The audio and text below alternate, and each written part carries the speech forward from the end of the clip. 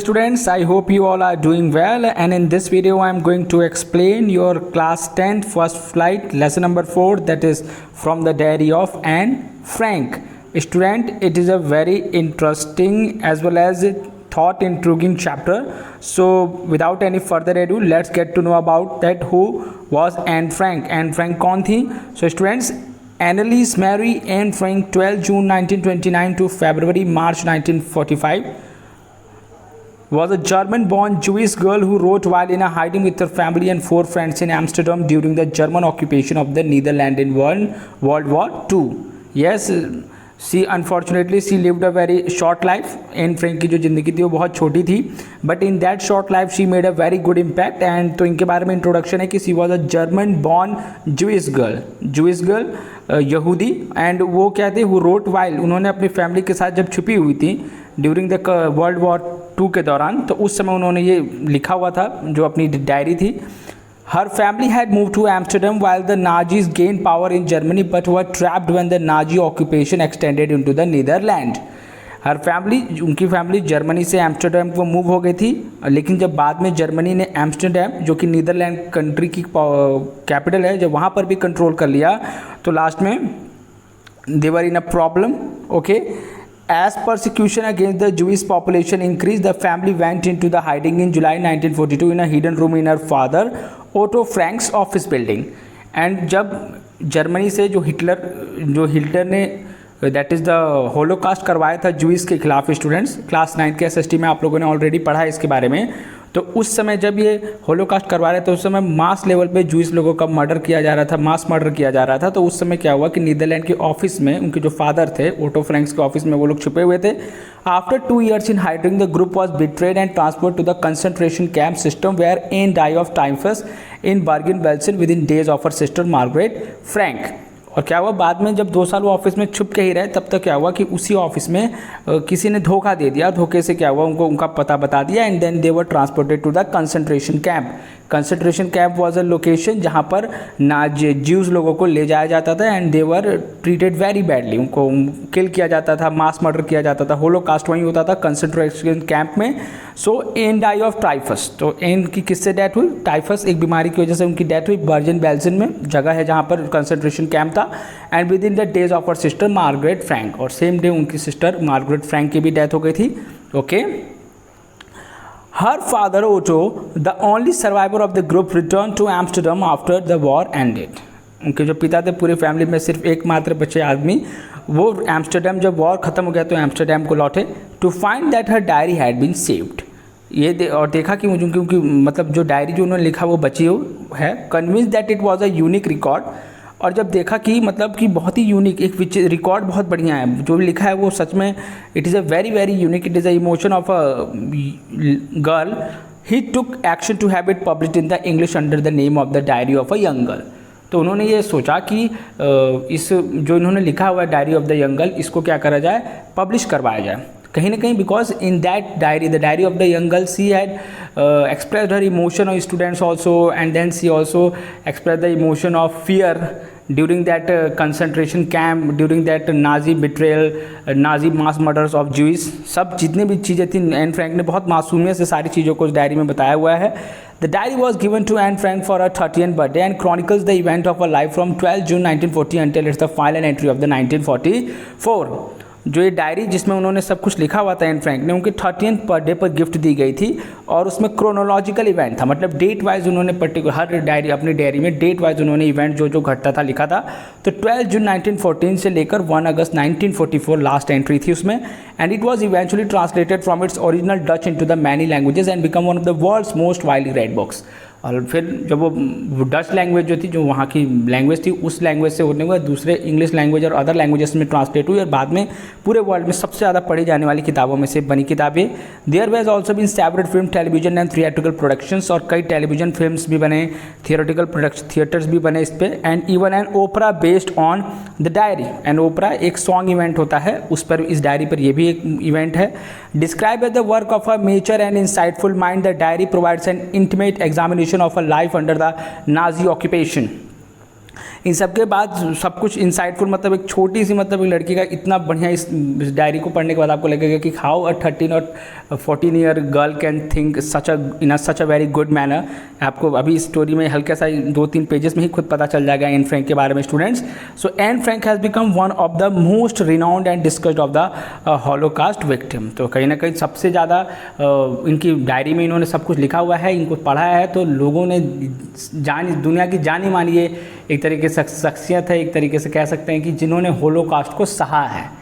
एक Victor Frankel हैं और स्टूडेंट्स, और एक एन फ्रैंक हैं। एक विक्टर फ्रैंकल की भी एक बहुत अच्छी एक शॉर्ट सी बुक है, सो उसमें, और एक diary of the Anne Frank, ये दो, तो इन दोनों लोगों के बारे में पता चलता है। And in the description box I will upload a very short animation movie of Anne Frank which is of an 11 hours. So if you are interested to know about the life of Anne Frank in to this leisure time of your this preparation, so you can watch that movie also students. Okay, so without any further ado अब start करते हैं students.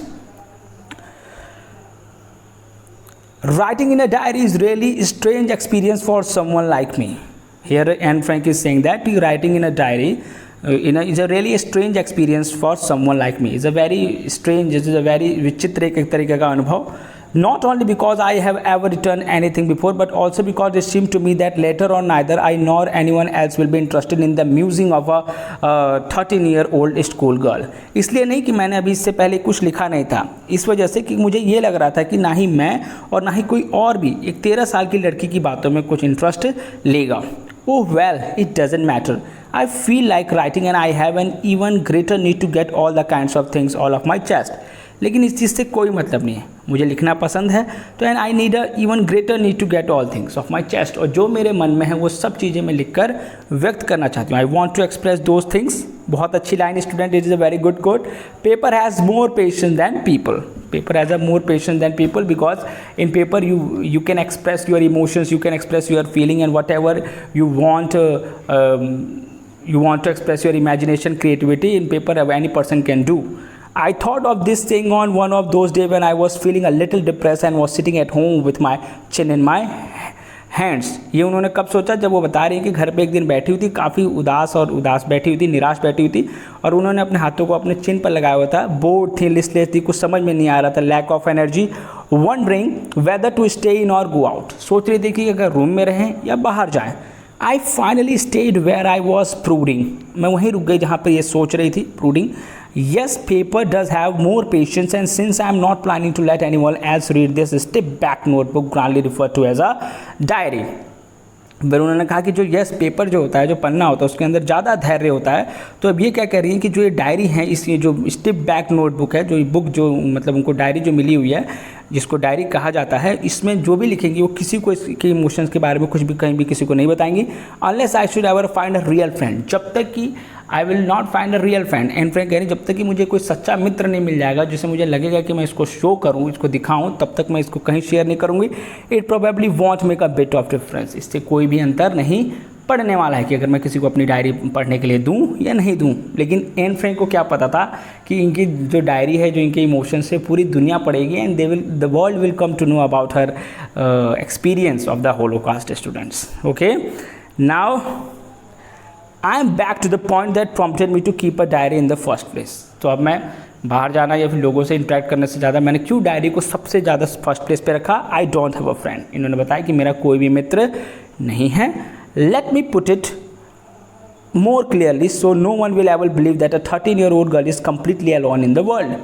अब मुझे स्पष्ट बता देने दो ये भी कि कोई ये भी विश्वास ना करे कि जो 13 साल की लड़की वो पूरी दुनिया में अकेले है, संसार में अकेले है। एंड आई एम नॉट, मैं नहीं हूँ। I have loving parents and a 16-year-old sister. I have parents and also I have a very 16-year-old sister, and there are about 30 people I can call friends, and there are 30 people around me to whom I can call friends. मेरे आसपास 30 लोग हैं जिनको मैं दोस्त कह सकती हूँ। I have a family, loving aunts and a good home. मेरी परिवार है, मेरी एक प्यारी आंटी हैं और एक मेरा अच्छा सा घर है। No one on the surface I seem to have everything except my one true friend. सब कुछ है लेकिन कहीं ना कहीं मेरा मतलब except my one true friend, कोई भी एक मेरा बिल्कुल सच्चा मित्र अभी नहीं है। All I think about when I am with the friends is having a good time. मैं ये सोचती हूँ कि what can I do, what if I have good friends, so I can have a good time, I can spend a good time with them I can't bring myself to talk about anything but only everyday things. ये सब नहीं होता कि किसी भी चीज़ के बारे में बात करूँ, असाधारण सी हर चीज़ों के बारे में मैं व्यक्त करूँ अपने फ्रेंड से। We don't seem to ever able to get any closure, and that's the problem. Maybe it's my fault that we don't confide in each other. In any case, that's just how things are, and unfortunately they are not liable to change. This is why I have started the diary.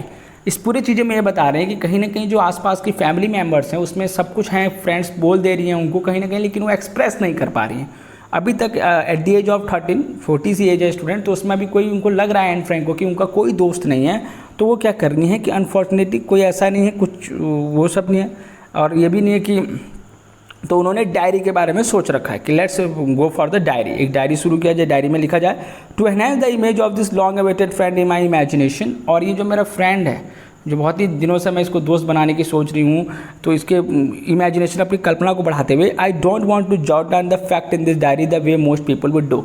तो मैं इस diary में क्या करूँगी कि जो लोग करते हैं, जिनके साथ जो दिन की घटना होती है वो सब डायरी में लिख देते हैं, मैं कुछ ऐसा नहीं करने वाली हूँ। But I want the diary to my friend. तो मैं सिंपल अपना जो डायरी है उसको मैं अपना दोस्त बनाना चाहती हूँ। And I am going to call his friend Kitty, this friend Kitty. और मैं अपने डायरी को क्या कहूँगी, किटी कहूँगी। इन्होंने देखिए what is the name the Anne Frank has given to her diary, that is the Kitty. ये आप लोग याद रखिएगा students. Okay, let's move further. अब आगे देखते हैं। Since no one would understand a word of my story to Kitty if I were to plunge right in, I would better provide a brief sketch of my life, much as I like doing so no one understand my story to Kitty. अब मैं story सारी चीज़ें kitty को express करूँगी तो कोई नहीं समझ पाएगा, किसी को अधिकार भी नहीं है, because I have made Kitty my friend, I have already expressed all my emotion into my diary, so I would better provide a brief sketch of my life. तो मैं बिल्कुल हल्का से अपने जीवन का वर्णन करूँगी, as much as I like dislike doing so, जैसे कि मुझे करना ज़्यादा पसंद भी नहीं है, because Anne Frank was little bit introvert. अब यहाँ पे फैमिली के बारे में थोड़ा सा हल्का सा introduction. My father, the most adorable father I ever seen, didn't marry my mother until he was 36 and she was 25। My father, जो सबसे प्यारे फादर मैंने अपने जीवन में देखा है, उन्होंने मेरी मदर से तब तक शादी नहीं किया जब तक कि वो 36 के नहीं हो गए और मेरी मदर 25 की नहीं हो गई। My sister Margot was born in Frankfurt in Germany in 1926। जो एल्डर सिस्टर थी एन फ्रैंक की, मार्गरेट, उनका जन्म फ्रैंकफर्ट जर्मनी 1926 में हुआ था। And I was born on 12 जून 1929। और एन फ्रैंक का जन्म कब हुआ था, 12 जून 1929। I lived in Frankfurt until I was 4। मैं फ्रैंकफर्ट में गई जब तक कि मैं 4 साल की हो गई। My father immigrated to Holland in 1933। मेरे जो फादर थे वो हॉलैंड आ गए थे 1933 में। My mother Edith Hollander Frank went him to the Holland in September. और उसी साल सितंबर में मेरी जो मदर एडिथ हॉलैंडर फ्रैंक थी वो भी आ गई। Name of the mother of Anne Frank, Edith Hollander Frank. याद रखिएगा स्टूडेंट डिटेल में। वाई Margaret and I was sent to the Aachen to stay with our grandmother. और मेरी जो सिस्टर मार्गरेट और वो थी हमारी, जहाँ हमारी ग्रैंड माँ रहती थी, दादी माँ रहती थी एकिन, हमको वहाँ भेज दिया गया students. Margaret went to Holland in December. Margaret दिसंबर में गई एंड आई फॉलोड इन फरवरी। और मैं फरवरी में गई। When I was plunked down on the table as a birthday present for the Margaret, मैं बिल्कुल फरवरी में कह गई क्योंकि मेरी जो एल्डर सिस्टर है उनका बर्थडे जो था फरवरी में पड़ता है, तो I was a present for her. I started right away at the Montessori nursery school. मैंने वहाँ पे बिल्कुल मॉन्टेसरी नर्सरी स्कूल से मेरी पढ़ाई शुरू हुई। I stayed there until I was 6 at which time I started the first form.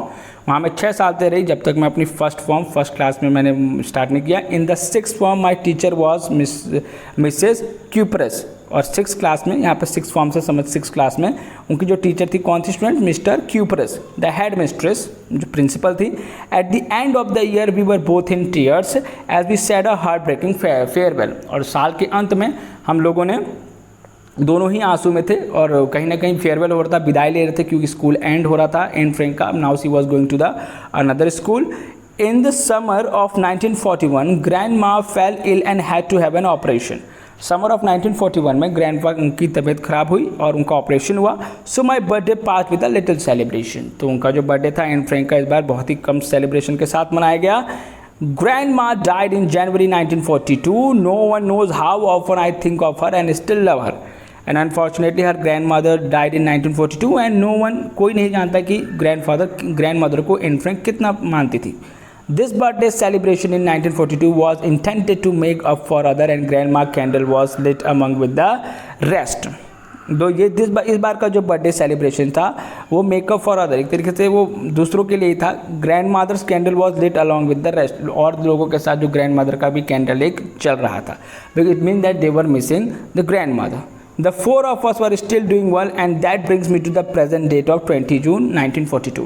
हम चारों, mother, father, my elder sister and then Anne Frank, इसमें कह रही हैं उन्होंने सब कुछ अच्छा कर रहे थे जब तक कि 20 June 1942 and the solemn dedication of my diary. अब यहाँ से जो है डे वाइज एन फ्रैंक के स्टूडेंट्स अपना डेली अकाउंट जो है, डेली चीज़ें उसमें एक्सप्रेस करेंगे students. So students in this video हम इसमें यहीं तक डिस्कशन करेंगे। आप इस वीडियो को ध्यान से देखिए student, and in the next video I will complete the first the other part. बहुत इंटरेस्टिंग है और कोशिश करेंगे कि इसमें हम क्वेश्चन आंसर को भी कंप्लीट करें। तो student thanks for watching and God bless you all.